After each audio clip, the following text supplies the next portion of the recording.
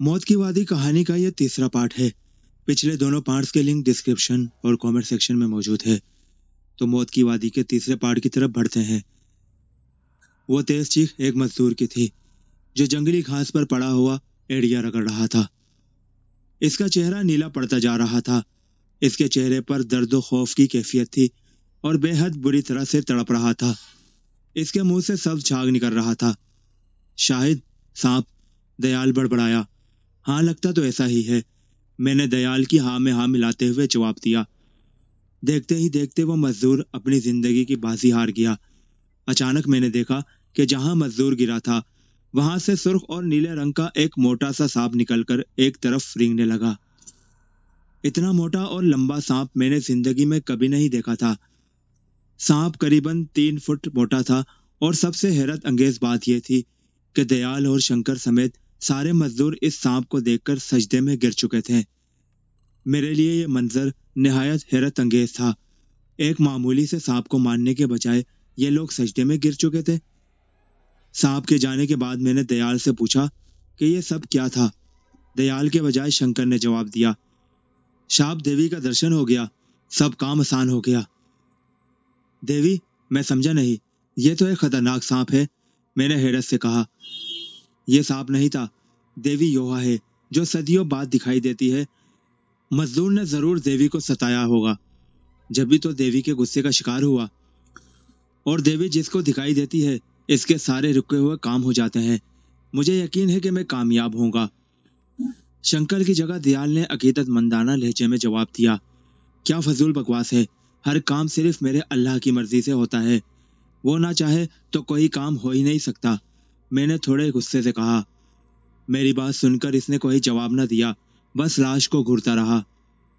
ऐसा लग रहा था इसने सुना ही नहीं था, जबकि शंकर अपनी किस्मत पर नाज करता दूसरी तरफ चला गया। रात का अंधेरा फैल चुका था। दूसरे मजदूर इस लाश को ठिकाने लगाने में मसरूफ थे। जो कुछ हम साथ लाए थे इसको खाने के बाद अब सोने की बारी आई थी। बारी बारी सबके जागने की ड्यूटी थी। रात इसी आलम में ड्यूटियां बदलते गुजरती रही। रात के दूसरे पहर बारिश की ऐसी झड़ी लगी कि सुबह तक इसका जोर ना टूटा, लेकिन सुबह की पहली किरण के साथ ही बारिश का जोर टूट गया। हाजत जरूरिया से फारिग होने के बाद हम लोग आगे बढ़ने की तैयारियां करने लगे।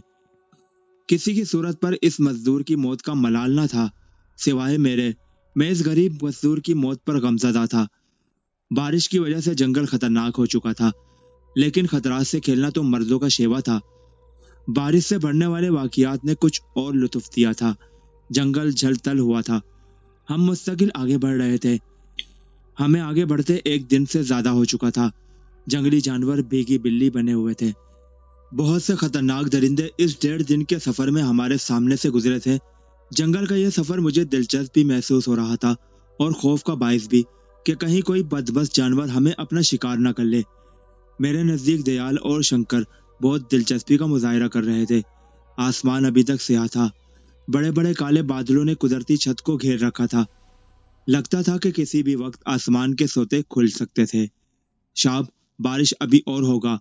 शंकर के ये जुमले पूरे नहीं हुए थे कि बारिश के मोटे मोटे कदरे नामुदार हुए और मूसलाधार बारिश शुरू हो गई। बारिश बहुत तेज और शदीद थी। चंद ही सेकंड में हम लोग भीग गए।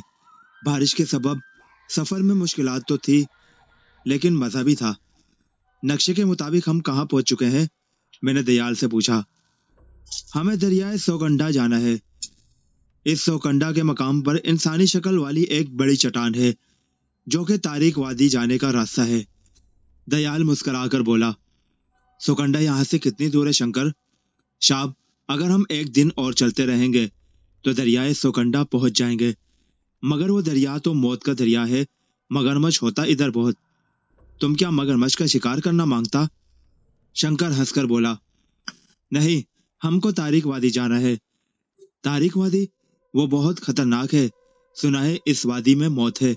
शंकर के चेहरे पर खौफजदगी के आसार थे। घड़ी की सुइयां आगे बढ़ती ही जा रही थी। आसमान से गोया पर नाले चल रहे थे। अलबत्ता हैरत अंगेज बात यह थी, जंगल में पानी जमा नहीं हुआ था, बल्कि तेज धारें दरख्तों के गिर्द भल खाती अगबी सिमत निकल रही थी। बारिश का शोर बस सतूर था। दिन का वक्त था, लेकिन बिजली के कुंदे लपकते साफ महसूस हो रहे थे। बादल भी खूब गरज रहे थे। अचानक एक तेज आवाज हमारे कानों से टकराई। एक अजीब सा शोर था, एक खौफनाक शोर जिसमें जानवरों की आवाजें भी शामिल थी। हाथी की चिंगाड़ के साथ भैंसों की आवाजें भी शामिल थी। अचानक एक तेज तड़ाक की आवाज सुनाई दी। फिजा में मुसलसल गिरज की आवाज सुनाई देने लगी थी। इस आवाज में दरख्तों के टूटने की आवाजें भी थी। गो के ये आवाजें काफी दूर से आती महसूस हो रही थी, लेकिन रफ्ता रफ्ता करीब आती महसूस हुई। ये पानी का शोर है, दयाल ने संजीदा लहजे में कहा। क्या मतलब? कोई तूफानी रेला। दयाल ने इतना कहा था कि यकदम हमें कुछ फासले पर बाएं सिमत से दरख्तों की चोटियां सुरंगों होती नजर आई। दरख्तों के मोटे तने टूट टूट कर गिर रहे थे। मेले मलगजे अंधेरे में पानी का एक तूफानी रेला धाड़े मारता, अपनी जद में आने वाली हर चीज को रोनता हमारी जानिब बढ़ रहा था। बारिश बस सतूर जारी थी, लेकिन अब इसकी शिद्दत कम हो चुकी थी। इसी वक्त शंकर के मुंह से चीख निकली। लगता है दरियाए सुकंडा में बाढ़ आ गया है। क्या मतलब? मैंने सरास मिगी से कहा। शाब, बाढ़ का बंद टूट गया होगा, वो चीख कर बोला। अचानक इसने मजदूरों की जानिब देखा और फिर बोला, अरबाना, शोशो, लमशकम, बूबू। इन बेहगम से लफ्जों को सुनते ही मजदूरों में सरास मिगी सी फैल गई। पानी का मुहिब रेला तेजी से हमारी तरफ बढ़ रहा था। भागो, इतना कहकर मैंने घोड़े से उतरकर दौड़ना शुरू कर दिया। दयाल और शंकर भी मेरा साथ दे रहे थे। मजदूरों में से जिसका मुंह जिधर पड़ा भाग उठा, लेकिन पानी का रेला कहाँ खातिर में लाता था। बहुत से मजदूर इस रेले की जद में आ गए। भागते भागते हमारी नजर एक 9 फुट के दायरे पर मोहित एक दरख्त पर पड़ी। मैंने, दयाल और शंकर ने इस दरख्त की शाखों को पकड़ लिया, जो कि इस 9 फीट के दायरे में लटक रही थी। हमारे पैरों से पानी टकराता गुजर रहा था। अब हम सिर्फ 3 बचे थे। हमारे मजदूर भी पानी में डूब चुके थे। इस तूफानी रेले में हमारे घोड़े साजो सामान समेत बहते चले गए थे। कहीं टूटे दरख्त, मुर्दा परिंदे, जंगली जानवर, शेर, बारहसिंगे, नीलगाय, हाथी तक बहते नजर आए। दरख्त आधे से कम पानी में डूब चुके थे। तुम अपनी विद्या को इस्तेमाल करो ताकि हम इस मुसीबत से निकल सके, मैंने चीख कर कहा। पानी के सामने कोई जादू नहीं चलता, इसने लटके लटके जवाब दिया। पानी झाग उड़ाता हुआ दरख्त से टकराता हुआ गुजर रहा था। रेले की तोड़ फोड़ की आवाज अब भी जारी थी, लेकिन पानी में अब वो शिद्दत ना थी, पर इसके बहाव में कमी नहीं आई थी। शंकर कहाँ है? दयाल चिल्लाया। अम्मी इधर शाब। मैंने सर उठाकर देखा तो शंकर दरख्त पर बैठा नजर आया। इसके चेहरे पर सुकून की कैफियत थी। आप भी ऊपर आ जाओ शाब, वह हाथ हिलाकर बोला। तुम कैसे पहुंच गए ऊपर? मैंने चीख कर पूछा। शाब, हम जंगल का बेटा, वह हंसकर बोला। आप भी ऊपर आ जाओ, कोशिश करो शब आशान। लेकिन मतला अभी भी अबर आलूद था। चुनाचे इसके हिम्मत दिलाने पर हमने दरख्त से ऊपर चढ़ने की कोशिश की। अभी हम ऊपर चढ़ ही रहे थे कि अचानक मेरी नजर शंकर के अगबी समत पर पड़ी। ऊपर का मंजर देखकर मेरी आंखें खुली की खुली रह गई। एक 2.5 इंच मोटा, न जाने कितना लंबा सांप, जिसका रंग पीला था, रेंगता हुआ शंकर की तरफ बढ़ रहा था। मैंने चीखने की कोशिश की, लेकिन मेरी आवाज बंद हो गई, जबकि दयाल की कैफियत मुझसे मुख्तलिफ ना थी। दयाल, कुछ करो, मैं चिल्लाया। जवाब में दयाल ने सर हिलाया और आंखें बंद कर ली और मुंह ही मुंह में कुछ बुदबुदाने लगा। अचानक शंकर की करबनाक चीख गूंजी। सांप ने अपने बल शंकर के गिर्द कसना शुरू कर दिए थे। इसके चेहरे की रंगत बदलती जा रही थी। इसकी चीखों की आवाजें बेहद करबनाक थीं। यूं लग रहा था कि जैसे इसकी हड्डियां टूट रही हो। अचानक मेरे जहन में एक हैरत अंगेज ख्याल आया। मैंने लटकते लटकते अपने जिस्म को झूला, दोनों टांगों को ऊपर की जानिब धक्का दिया तो 2-3 बार की कोशिश से मेरी दोनों टांगें ऊपर तने से चिमट गई। मैंने चिमटे चिमटे जेब से पिस्तौल निकाला और अल्लाह का नाम लेकर सांप पर यक के बाद दिगरे गोलियां चला दी। गोलियां सांप के फन पर लगी और गोली फन छीनती हुई दूसरी तरफ निकल गई। सांप की गिरफ्त ढीली पड़ गई और बल तेजी से खुलने लगे। सांप नीचे गिर पड़ा और शंकर भी झटका खाकर नीचे गिर पड़ा। अचानक मैंने हैरत अंगेज मंजर देखा कि शंकर नीचे गिरने के बजाय फिजा में तैरने लगा था। दूसरे लम्हे ही दयाल भी फिजा में था। इसने आंखें बंद करके जो अमल किया था वो कारगर साबित हुआ था। میں اس موٹے تنے پر لیٹا گہرے گہرے سانس لینے لگا۔ دوسرے ہی پل میں نے اپنے ارد گرد کالے سیاہ دھوئے کے بادلوں کو دیکھا۔ دھوئے کے بادلوں نے بڑی تیزی سے مجھ کو اپنی لپیٹ میں لے لیا، پھر مجھے کچھ دکھائی نہ دیا۔ جب دھوئے کے بادل چھٹے تو ہم لوگ خشک زمین پر تھے۔ جنگل بھی بہتر حالت میں تھا۔ چاروں طرف طویل، وسیع اور لمبے لمبے درخت ہیں جن سے پانی ٹپک رہا تھا۔ میں نے دیکھا کہ شنکر بس صدور بے ہوش تھا اور ایک درخت کے سہارے لیٹا ہوا تھا، اور میں بھی اس کے برابر ہی لیٹا ہوا تھا۔ دیال کا کہیں پتہ نہ تھا۔ میں کراتا ہوا اٹھ گیا اور بے ہوش شنکر کی طرف بڑھ گیا۔ شنکر کا چہرہ نیلا پڑا ہوا تھا، اس کے کپڑے پھٹے ہوئے تھے، جسم جگہ جگہ سے زخمی تھا۔ اچانک مجھے جنگل کے ایک کونے سے دیال آتا دکھائی دیا۔ وہ بڑا تیز تیز چلتا ہوا ہماری طرف آ رہا تھا۔ اس کے ہاتھ میں ایک کٹورا تھا۔ کہاں تھے؟ میں نے تشویش زدہ نظروں سے کٹورے کی طرف دیکھ کر کہا، جو کہ مٹی کا تھا۔ کٹورے سے بھاپ اٹھ رہی تھی۔ اس مشروب کا انتظام کرنے گیا تھا جو میں نے کبھی تم کو پلایا تھا۔ دیال نے شنکر کی طرف دیکھ کر مسکرا کر جواب دیا۔ او اچھا۔ مجھے حیرت تھی کہ اس تشویش زدہ ماحول میں وہ مسکرا بھی سکتا ہے۔ اتنا کہہ کر دیال نے وہ کٹورا ایک طرف رکھا اور بے ہوش شنکر کو جھنجھوڑنے لگا۔ چند لمحوں کے بعد میں نے دیکھا کہ اس کے جسم میں تحریک اور کپکپی سی پیدا ہوئی۔ اس نے نیم وا آنکھوں سے میری طرف دیکھا۔ بس اتنا ہی کافی تھا۔ دیال نے وہ کٹورا فوراً اس کے منہ سے لگا دیا اور اپنی بچوں جیسی معصوم آنکھوں سے اس کی طرف دیکھنے لگا۔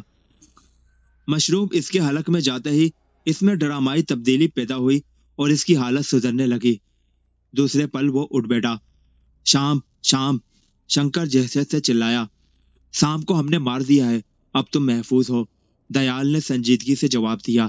شنکر نے کوئی جواب نہ دیا، بس وہ دہشت زدگی کے عالم میں ہم دونوں کو گھورتا رہا۔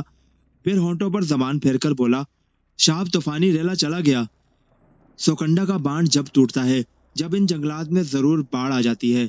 اچھا چھوڑو ان باتوں کو، یہ بتاؤ کہ سوکنڈا ہم کب تک پہنچ سکیں گے؟ میں نے شنکر کی طرف دیکھ کر کہا۔ میری بات پر وہ اٹھ کھڑا ہوا اور چاروں طرف دیکھنے کے بعد بولا، میرا خیال ہے شاب، ہم شوکنڈا کے بہت قریب ہیں۔ اس نے اتنا ہی کہا تھا کہ اس کے حلق سے چیخ نکلی۔ میں نے دیکھا کہ اس کی آنکھوں سے دہشت ظاہر ہونے لگی ہے۔ میں نے اس کی نگاہوں کی سمت دیکھا تو میری آنکھیں بھی حیرت و خوف سے کھلی کی کھلی رہ گئی۔ یہی کیفیت دیال کی بھی تھی۔ وہ منظر بہت خوفناک تھا۔ وہ پیلی آنکھیں خونخوار اور خوفناک تھیں جو ہماری ہی سمت دیکھ رہی تھی۔ وہ لمبا، خوفناک اور سیاہ رنگ کا شیر تھا۔ اس درندے کی آنکھوں میں نہایت وحشت تھی۔ اس کو دیکھ کر ایسا لگتا تھا کہ جیسے وہ اپنی خوراک تاک رہا ہو۔ اچانک اس نے اپنی پچھلی ٹانگیں مارنا شروع کر دی۔ یہ حملہ کرنے کے چکر میں ہے، میں زیر لب بڑبڑایا۔ لگتا تو ایسا ہی ہے۔ اچانک شیر منہ اوپر کر کے دھاڑا۔ شیر کی داڑھ بڑی خوفناک تھی۔ دھاڑ سن کر درختوں کے پرندے اڑ گئے۔ شیر نے ہماری جانب دوڑنا شروع کر دیا۔ میری چیخ نکل گئی۔ میں نے پیچھے ہٹنا شروع کر دیا، جبکہ شنکر چیخ کر درخت پر چڑھ گیا اور مجھے بھی درخت پر چڑھنے کا کہنے لگا۔ شنکر کی دیکھا دیکھی میں بھی درخت پر چڑھنے کی کوشش کرنے لگا، چونکہ درخت پر چڑھنا آسان نہ تھا۔ ایک تو درخت لمبا اور سیدھا تھا اور دوسرا مجھ سے چڑھا بھی نہیں جا رہا تھا۔ میں تھک ہار کر درخت کے پیچھے جا کر چھپ گیا۔ شیر کی رفتار نہایت تیز تھی۔ میں نے دیکھا کہ دیال آنکھیں بند کیے ساکھ تو سامت کھڑا ہے۔ اس کے منہ سے بے رپت قسم کے جملے نکل رہے ہیں۔ اچانک دیال نے آنکھیں کھول دی۔ شیر بالکل ہی دیال کے سامنے جا کر کھڑا ہو گیا۔ میں نے دیکھا شیر دیال کو اور دیال شیر کو گھور رہے ہیں۔ اچانک شیر نے پیچھا ہٹنا شروع کر دیا۔ اس کی آنکھوں میں خوف نظر آیا، ساتھ ہی ساتھ دیال نے بھی آگے بڑھنا شروع کر دیا۔ اچانک وہ درندہ گھوما اور بھاگ کھڑا ہوا۔ دیال واپس گھوما تو میں نے دیکھا کہ اس کی آنکھیں سرخ ہیں، جیسے کہ ان میں خون اتر آیا ہو۔ ان آنکھوں میں نہایت دہشت تھی۔ ایک لمحے کے لیے مجھے بے حد خوف محسوس ہوا، پھر اس کی آنکھیں اعتدال پر آ گئی۔ اسی لمحے شنکر بھی درخت سے اتر آیا۔ اس نے حیرت بھری نظروں سے دیال کی طرف دیکھا اور پھر مخصوص لہجے میں بولا، شاب تم نے جادو کیا؟ ارے نہیں، دیال ہنس کر بولا، ہم دراصل رنگ ماسٹر ہیں، جانوروں کو ٹرین کرنا ہمارا کام ہے۔ میں نے صاف دیکھا کہ دیال کی وضاحت شاید اس کی سمجھ نہیں آئی تھی۔ اس نے بے یقینی سے سر ہلایا تھا۔ اب چلیں؟ میں نے مسکرا کر کہا۔ ہاں چلو، मगर भूख लगी है।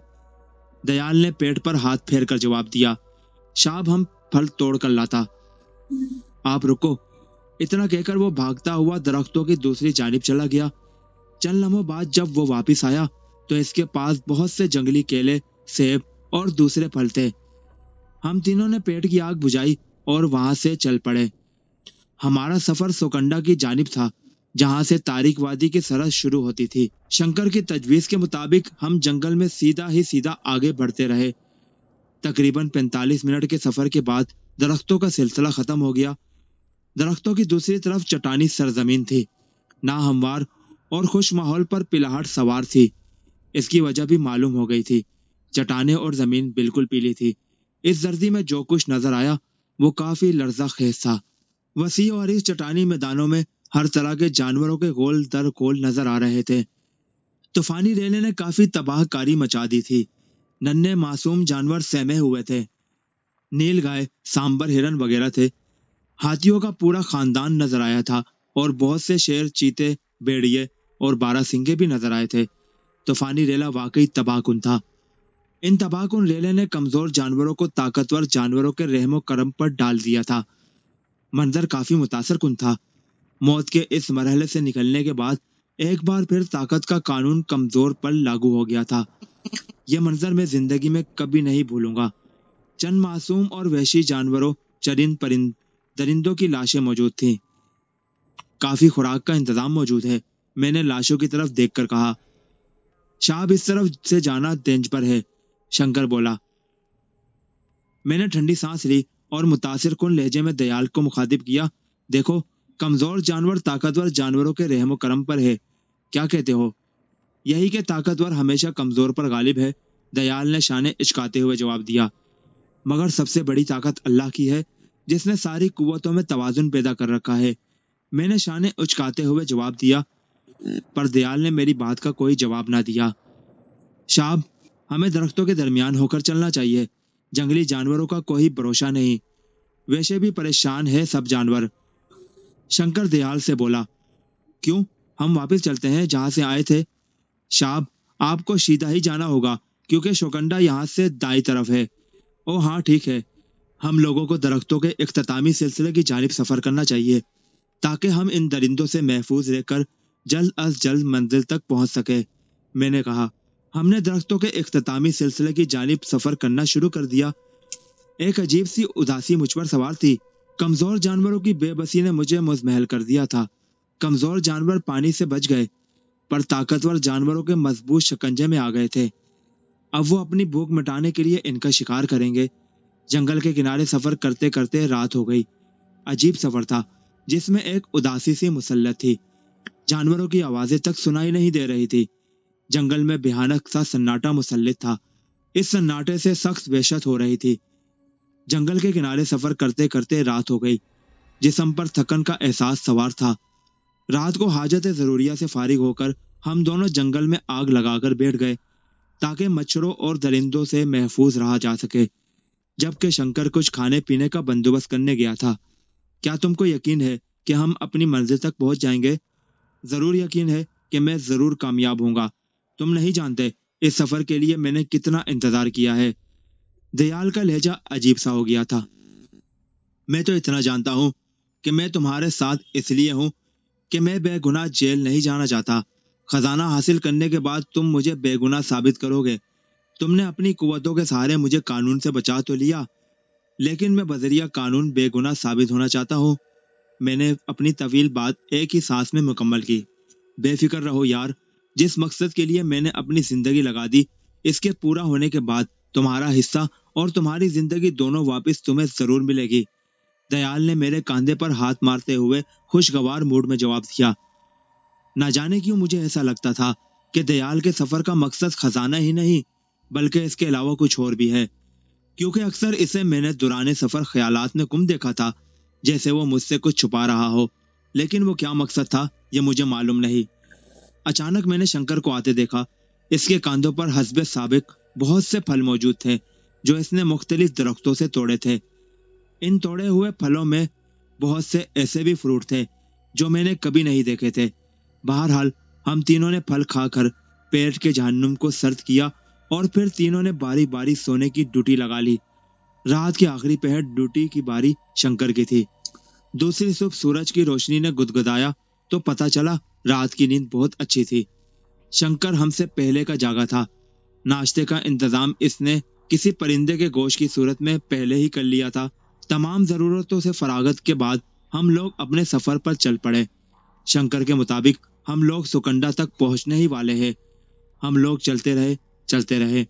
کافی میدانی سلسلوں کو عبور کرنے کے بعد بالآخر ہم نے ایک جگہ آبی پرندوں کو فضا میں پرواز کرتے دیکھا۔ وہ آبی پرندے دور پہاڑ کے پیچھے سے نظر آ رہے تھے۔ شاب، اس پہاڑ کے پیچھے دریا ہے۔ جب باڑھ آتی ہے سارا پانی پہاڑ سے نیچے آ جاتا ہے اور ایسا صرف بارش کے زیادہ ہونے پر ہوتا ہے۔ ہم دونوں نے کوئی جواب نہ دیا اور شنکر کے ساتھ ساتھ چلتے رہے۔ کافی دیر بعد جب ہم پہاڑ کے نزدیک پہنچے تو حیرت سے میری آنکھ کھلی کی کھلی رہ گئی۔ میں نے زندگی میں کبھی اس قدر سیاہ رنگ کا پہاڑ نہیں دیکھا تھا۔ پہاڑ پر بارش اور پانی اترنے کے تمام آثارات موجود تھے۔ اوپر جانے کا راستہ اس طرف ہے، شنکر نے اپنے بائیں جانب اشارہ کرتے ہوئے کہا۔ ہم نے مڑ کر دیکھا تو واقعی بائیں جانب ایک چھوٹی سی پگ ڈنڈی تھی جو کہ آڑی ترچھی ہو کر اوپر جا رہی تھی۔ ہم تینوں نے اس کے اوپر چڑھنا شروع کر دیا۔ 2 گھنٹے کی طویل مشقت کے بعد ہم اس پہاڑ پر چڑھ چکے تھے۔ اوپر کا منظر نہایت شاندار تھا۔ پہاڑ کے وسط میں نہایت خوبصورت اور ٹھاٹے مارتا دریا بہہ رہا تھا۔ سب سے حیرت انگیز بات یہ تھی کہ دریا کی چوڑائی بھی کافی زیادہ تھی، جس سے ٹھاٹے مارتا پانی آگے جا رہا تھا۔ دریا سے تھوڑے فاصلے پر ایک نہایت طویل جھرنا تھا جس کا پانی بھی دریا میں گر رہا تھا۔ یہ دریا کہاں جا کر ختم ہوتا تھا اس کا اندازہ لگانا دشوار تھا، کیونکہ تا حد نگاہ پانی ہی پانی تھا جو کہ ٹھاٹے مار رہا تھا۔ دریا کا کٹاؤ کچھ اس طرح تھا کہ بارش ہو جانے کی صورت میں سارا پانی پہاڑ سے نیچے اتر آتا تھا، جس سے جنگل میں طوفانی ریلا آ جاتا تھا۔ آسمان پر چاروں طرف آبی پرندے اڑتے نظر آ رہے تھے۔ منظر نہایت خوبصورت اور سحر انگیز تھا۔ اب ہمیں انسانی شکل والی چٹان کی تلاش کرنی ہے، دیال پرمسرت لہجے میں بولا۔ قارئین کے لیے میں ایک بات اور گوش گزار کر دوں، جب مجھے اور دیال کو شنکر کے سامنے کوئی بات کرنی ہوتی جو ہماری مہم سے متعلق ہوتی تو ہم دونوں انگریزی میں کرتے تھے۔ چنانچہ ابھی بھی ہم دونوں نے انگریزی میں بات کی تھی۔ میں اسے جواب دینا ہی چاہتا تھا کہ اچانک میری نظر پانی سے ابھرتی ایک چیز پر پڑی۔ وہ چیز آہستہ آہستہ پانی سے آ رہی تھی۔ وہ ایک چٹان تھی جس کی شکل مردانہ تھی، کسی آدمی کی ابھری ہوئی صورت تھی۔ جیسے ہی وہ چٹان پانی سے باہر آئی تو میں نے دیکھا کہ اس کا رنگ سبز تھا۔ اسے دیکھ کر ایسا لگتا تھا کہ جیسے کوئی آدمی سوچ میں مگن ہو۔ اچانک پانی کے اندر سے آہستہ آہستہ کوئی چیز باہر آ رہی تھی۔ وہ چمکتی چیز چٹان کے گرد تیر رہی تھی۔ وہ آہستہ آہستہ تیرتی ہوئی ان کے نزدیک آ رہی تھی۔ میں اور شنکر خوف سے اس چمکدار چیز کو دیکھ رہے تھے جو اچانک نظر آئی تھی، جبکہ دیال نہایت دلچسپی سے اس چیز کو دیکھ رہا تھا جو قریب آ رہی تھی۔ ایسا لگ رہا تھا کہ جیسے سب اس کی مرضی کے مطابق ہو رہا ہو، اور وہ چیز آہستہ آہستہ قریب آتی جا رہی تھی۔ وہ بالکل ہمارے قریب آ کر رک گئی۔ وہ سیاہ رنگ کی لکڑی کا اسٹرکچر تھا۔ یہ اسٹرکچر انسانی جسم کا نظر آ رہا تھا جو کہ اس پر دراز تھا۔ وہ جسم کسی لکڑی کا تھا جو کہ نہایت ہی خوبصورت تھا۔ صاف لگ رہا تھا کہ وہ مری ہوئی ہے۔ اس کا جسم برہنہ حالت میں تھا اور پورا جسم عجیب سے روغن سے ڈھکا ہوا تھا جس سے اس کا جسم چمک رہا تھا۔ حیرت کی بات یہ تھی کہ انسانی جسم پانی کے اندر سے برآمد ہوا تھا۔ شاب بب بب پھوت، شنکر خوف زدہ آواز میں چلایا۔ پر دیال بڑی ہی دلچسپی سے اس کو دیکھ رہا تھا۔ اس کی آنکھوں میں خوف کے بجائے تجسس تھا، جبکہ میرے چہرے پر خوف کے آثار تھے۔ میری دہشت بھری نظریں اس جسم پر جمی تھی۔ یہاں سے بھاگ چلو شاب، کوئی آتما شاتما کا چکر ہے، شنکر نے خوف سے میرے کندھے کو ہلا کر کہا۔ ڈر تو مجھے بھی لگ رہا ہے، میں نے بڑبڑاتے ہوئے جواب دیا۔ شاب، آپ لوگ کس چکر میں ہو؟ کوئی گڑبڑ تو نہیں؟ شنکر کی آواز میں خوف تھا۔ میں کچھ جواب دینا ہی چاہتا تھا کہ دیال نے پرسکون آواز میں مجھے مخاطب کیا۔ خلیق، تم اس لاش کو ہاتھ لگاؤ۔ میں نے حیرت بھرے لہجے میں تقریباً چلا کر کہا، ہاں تم، یہ ہمارا آخری پڑاؤ ہے۔ میں دیکھنا چاہتا ہوں اس لاش کو ہاتھ لگانے سے کیا ہوتا ہے۔ اس کی آواز پرسکون تھی۔ یہ تھا اس کہانی موت کی وادی کا تیسرا پارٹ۔ چوتھے اور آخری پارٹ میں ہم جان سکیں گے کہ دیال نے اپنے مقصد کو پا لیا، کیا وہ سونے کی مورتی زندہ ہو گئی۔ یہ سب جاننے کے لیے چینل کو سبسکرائب کیجیے اور گھنٹی کا نوٹیفیکیشن ضرور دبائیے۔ تو ملتے ہیں چوتھے پارٹ کے ساتھ۔ اللہ حافظ۔ پاکستان زندہ باد۔